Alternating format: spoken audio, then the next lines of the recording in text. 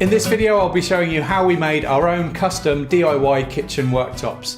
So we've just finished renovating our kitchen. On screen now are some photos of how it looked before we moved in, and this is how it looks now that the kitchen is complete. And just by the way, I've made some videos about the house renovations, including the kitchen refurbishment, and they are available via my Patreon page if you're interested in seeing those. There's also a home tour on there too, and there's a link to the Patreon page in the description box below if you want to check it out. Anyway, this video is all about the worktops, and we were looking around online for ages trying to find a design that we liked, and nothing we found really ticked the right boxes for us. Perhaps we're a bit fussy. Eventually though, I came across a website of a company making bespoke kitchen products using birch ply. I won't mention the name because I don't really want to advertise for them. We got a quote from them just for a length of worktop to get an idea of the price, and we were quite shocked. One 3-metre length of 18mm thick worktop worked out to be around £620. And we were going to need a lot more than just one length, and ideally we wanted to go a little bit thicker than the 18mm thickness too. So I expect the cost for what we needed would have worked out to be well over £1,000.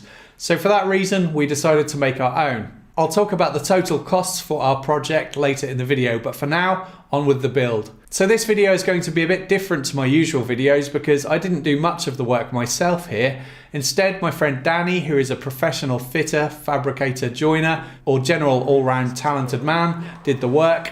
I was just lending an extra pair of hands and holding a camera. The first job was to cut down the birch ply to the sizes we needed, and those cuts were made with the track saw. We could then cut the laminate that we're going to be using slightly bigger than the size of the wood, and that was cut out with the track saw too. This laminate was only about 1mm thick, and I'll talk more about it later in the video.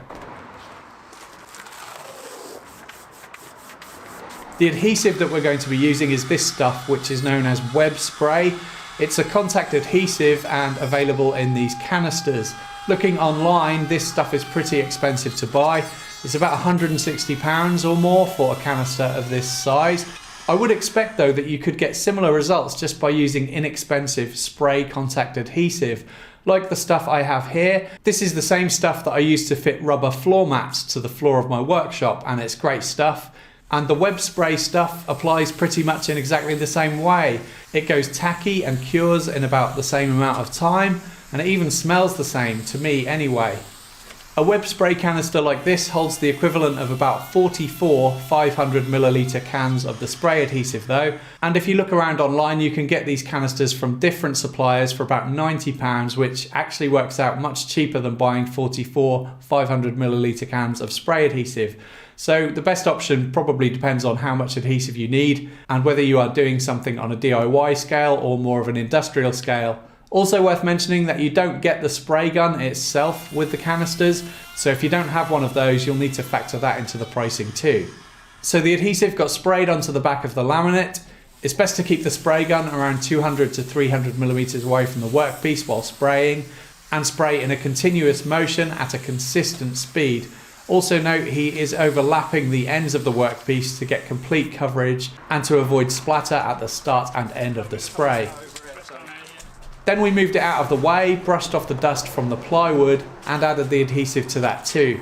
And you'll see here that it's being applied in the opposite orientation, perpendicular to how it was applied to the laminate, and apparently that just helps to distribute the web of adhesive more consistently across the workpieces. The adhesive goes tacky within a couple of minutes and then it's ready to apply, and you can check it's tacky just using your finger. So next Danny laid out several strips of plastic. I think these are glazing beads or something, but you could pretty much use anything such as wooden dowels or plastic conduit, as I've used in the past while working with contact adhesive. He distributed them out fairly evenly, and then we laid the laminates on top, making sure that it was overhanging around all 4 edges. Then he removed the plastic, working from the centre outwards, and pressed the laminate firmly down to the plywood. The adhesive bonds instantly, and while it takes about 30 minutes to fully cure, it'd be somewhere between difficult and impossible to remove it at this point, so it's important to get it positioned correctly.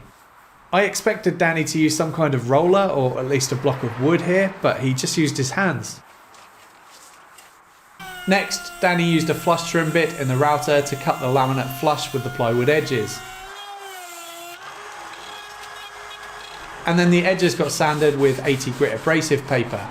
This was just the initial sanding to clean off any burn marks left by the track saw.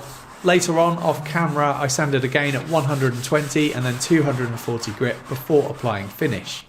We could then bring it into the kitchen to offer it up for size. And we needed to trim a millimetre or two off the length to get a perfect fit.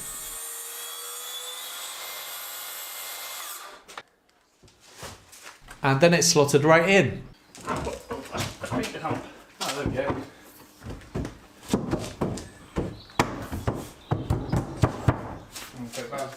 Next, Danny measured up the backsplash, which is going to be behind where the sink will be. The process for doing the backsplash was exactly the same, except this time we used some 6mm thick MDF. No point wasting good quality plywood on this because it won't be seen. The piece of laminate that we had left wasn't quite long enough to span the entire length, so we needed to join two pieces together. He did that by first cutting clean edges onto the two edges that would get joined together, and then he buttered them up together to see how it looked. The joint then got joined together temporarily with some masking tape, and after applying the adhesive, this time rather than working from the centre outwards, he concentrated on making the join look good first before applying pressure to the rest of the workpiece. Once he was done, you could barely see the join at all, but later on we did apply a bit of decorator's caulk into the join, which made it even less noticeable.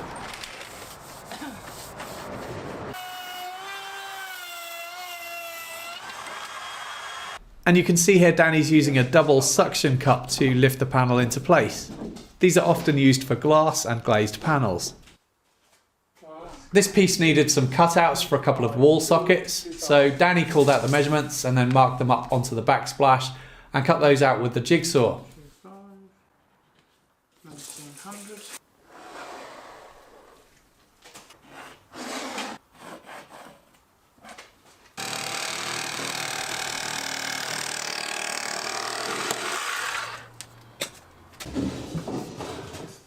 The final worktop to make was for the kitchen island, and for that a regular 1220 by 2440mm sheet of plywood was not quite long enough, so we had to order in a 1.5 by 3m sheet instead. If you've never carried a 1.5 by 3m sheet of 24mm thick birch plywood, then you might not appreciate how heavy it is. Oh my lord, you're joking me. That's ridiculous. It's an absolute Anyway, eventually we got it onto the sawhorses, and this one was done in the same way yet again, but this time Danny let me have a go at the spraying.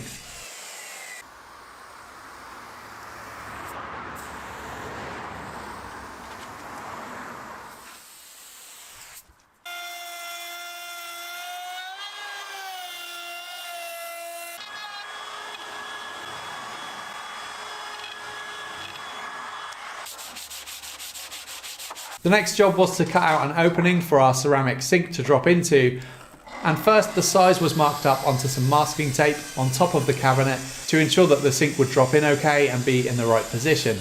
Then the opening could be cut out with the track saw and finished off with a hand saw.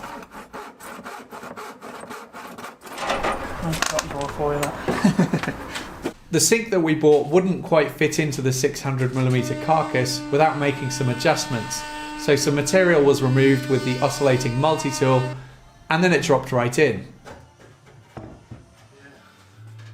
Then the hole for the tap could be knocked through, which looked like a pretty scary process.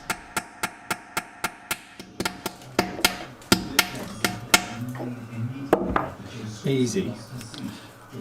Easy as 1, 2, 3, isn't it? I finished the birch plywood edges using some hard wax oil, while also eating a Snickers bar apparently. The hard wax oil pops the grain really nicely, and it's also really durable and hard wearing, so great for a kitchen, and it's recoatable so it can be easily touched up later if needed. Once the first coat was dry, I denibbed with some 400 grit wet and dry paper, wiped away the dust and applied a second and final coat.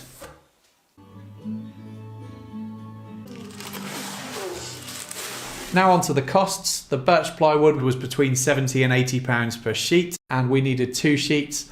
The laminate was about £140 and we just needed one sheet of that as it came rolled up in a huge 4.3 by 1.6 metre sheet. So there was a fair bit of that left over too. So the total cost of materials was about £290. That excludes labour, obviously, and also excludes the cost of the adhesive. But if you took the option of using spray adhesive as opposed to the web spray, I should imagine you could get it done with just 2 cans. So the cost would be about £10 for a kitchen of our size anyway. So by the time you factor in labour into the costs, this type of project doesn't necessarily work out cheaper than buying ready-made worktops. But if you're willing to have a go at it yourself, and if you want something a little bit different to suit your needs, the cost isn't really all that bad, and the range of laminate products available to buy is huge. So there are plenty of options out there to choose from. That's it for this one. I hope you enjoyed the video. Please subscribe to my channel for more weekly woodworking videos. If you'd like to support the channel, you can do so on Patreon, where you can get early access to my videos, some exclusive content like the videos I mentioned at the start of this video,